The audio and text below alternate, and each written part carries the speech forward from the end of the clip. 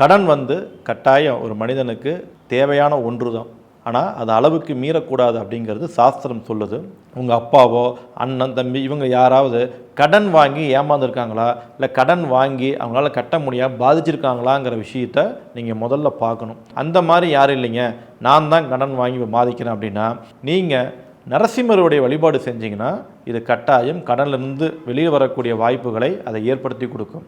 அதில் மிக மிக முக்கியமாக நாமக்கல்லில் குடிகொண்டுள்ள நரசிம்மர் கடன் பிரச்சனையை பரிபூர்ணமாக தீர்த்து கொடுப்பார். அவருக்கு அபிஷேகத்துக்கு இளநீர் வாங்கி தந்து இது மாதிரி கடன் பிரச்சனையில் மாட்டிக்கிட்டேன், என்னை காப்பாற்றுன்னு மனமுருகி கேட்டு அந்த கடன் கட்டுற வரைக்கும் அசைவம் சாப்பிடுவதை கண்டிப்பாக நிறுத்த வேண்டும். தினசரி உங்கள் வீட்டிலேயே ஒரு நெய் தீபம் நிவேதனமாக சின்ன கல்கண்டு நீங்கள் வழிபாடு செஞ்சுட்டு வாங்க.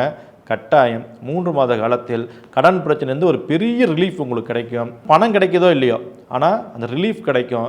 நீங்கள் யார்கிட்ட கடன் வாங்கினீங்களோ அவங்களுக்கெல்லாம் உங்களுக்கு கால அவகாசம் கொடுப்பாங்க. அந்த பணம் கட்டுற காலம் கொஞ்சம் நீட்டிப்பு செய்யப்படும். அதற்குள்ளே மாற்று ஐடியாக்கள் கிடைக்கும்.